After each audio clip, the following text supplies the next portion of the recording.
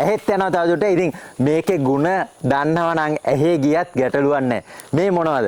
ඔබගේ බගාවේ 100% සාර්ථක අස්වැන්නකට පාරම්පරික වට්ටෝරු අණුව නිපදවන කාබනික දියර පොහොර කෘමි විකර්ෂක ලබා ගැනීමට දැම්ම පහතංකය අමතන්න. ඉතින් සාමාන්‍යයෙන් සීනි ප්‍රශ්න තියෙනවා නම් බ්ලඩ් ෂුගර් ලෙවල් එක පාලනය කරන්න පුළුවන්. ඉතින් මෙහෙම ඕනනම් මට කොලේ කන්න උනත් පුළුවන්. හැබැයි මම දන්නවා ගොඩක් ලංකාවේ මේව කාලා නැහැ. මේකේ ඇට හැදුනහම මේවෙන් රොටි හදන්නත් පුළුවන්. ඒ වගේම හදවතට ගොඩක් ගුණයි. ඒ කියන්නේ මේකෙන් ඇඟට අවශ්‍ය කොලෙස්ටරෝල්, ඒ කියන්නේ හොඳ කොලෙස්ටරෝල් ඇති කරලා නරක කොලෙස්ටරෝල් අයින් කරනවා. ඉතින් ඒ වගේම ආහාර දිරවීමත් වැඩි කරනවා. ඉතින් මේ මොනවද? මේක ඇත්තටම මේ දැන් බලන්න මේ සුදු පාටට මල් පිපිලා. ඉතින් මම මේ ටෙස්ට් කරන්න, මොකද මේක මාත් ෆස්ට් ටයිම් තමයි හදන්නේ. ඒ හින්දා මම මේ ග්‍රීන් හවුස් එකක් ඇතුලේ තමයි ටෙස්ට් කරන්න හැදුවේ. මේ බක්විඩ්. ඒ වුණාට මේ යායට හැදිලා හරිම ලේසියි. දැන් අනිවාර්යෙන් මට ෂුවර් නිකන් එළිය වැවුවත් සුපිරියට වැවෙනවා. ඉතින් බලන්න අර නිකන් ඇවිල්ලා අපේ මරුවැල් තියෙන්නේ. අන්න ඒ වගේ. හැබැයි මේකේ ගොඩාක් යකඩ ප්‍රතිශතයක් තියෙනවා. ඉතින් අමුවෙන් උනත් කන්න පුළුවන්. කිසිම නිකන් අර අමු කොළ රහක් මොකුත් වෙන්නේ නැහැ. ෆ්‍රෙෂ් විදිහට කන්න පුළුවන්. ඉතින් ගොඩක් රටවල් වල මේවෙන් එක එක කෑම හදනවා.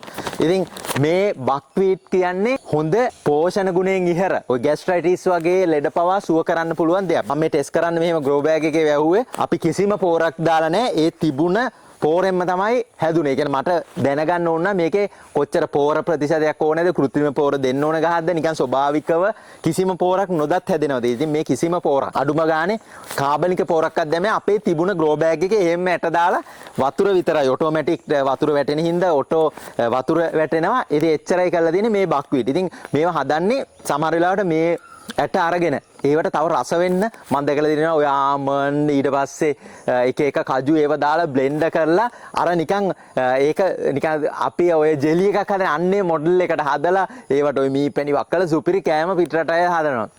ඒ වගේම අපි මෙහි රොටි හදනවා, තෝසේ හදනවා. ඒ තෝසේ හදන මොඩල් එකටත් මේ බක්වීට් බ්ලෙන්ඩරෙන් අම්බරලා අරගෙන රොටි වගේ එහෙමත් හදනවා. ඉතින් ඕගොල්ලෝන්ගේ ගෙදරත් නැත්තම් මේවා අනිවාර්යයෙන් වවා ගන්න. මම ඕනනම් ඇට ඕන කෙනෙක්ට දෙන්න.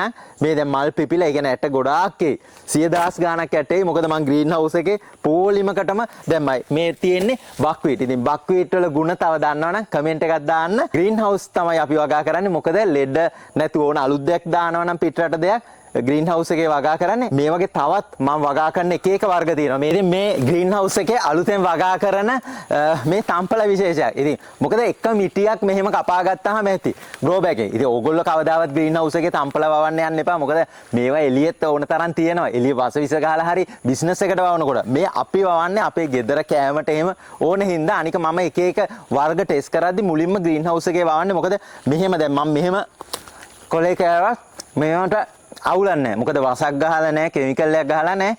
එහෙම හින්දා මේකේ කිසි අවුලක් නැති තම්පල විශේෂයක් නේ ඔයගොල්ලෝ ඕන තරම් ඇති. මේ වගේ වර්ග අපි ගොඩක් වවනවා. ග්‍රීන් හවුස් එකකට මේව එළිය වවන්නත් පුළුවන්. අර මම එළිය වන්නේ නැති අපේ පැත්තේ වැස්ස වැඩි, ඊළඟට එක එක සත්තු කරදර. මොකද නිකන් එළිය වවලා ලොස් කරගන්න අවශ්‍ය නැති හින්දා තමයි ග්‍රීන් හවුස් වල වවන්නේ. අපි මේන්ලි වවන්නේ ඔය සාමාන්‍ය කියන්නේ ඒක ප්‍රොෆිට් එකක් ගන්න විදිහට හදන්නේ මාළු මිරිස්, නයි මිරිස්, සැලඩ් කියුකම්බර් ඒ වගේ දේවල්. ඊට අමතරව කාලය අනුව බලලා කාලෙ මිල නගින කාලෙට ඔය බෙල් පෙපර් ඊළඟට තක්කලි විශේෂ එහෙමත් වවනවා. ඉතින් එහෙනම් තවත් වීඩියෝ එකකින් හමු. ඔබට තෙරුවන් සරණයි.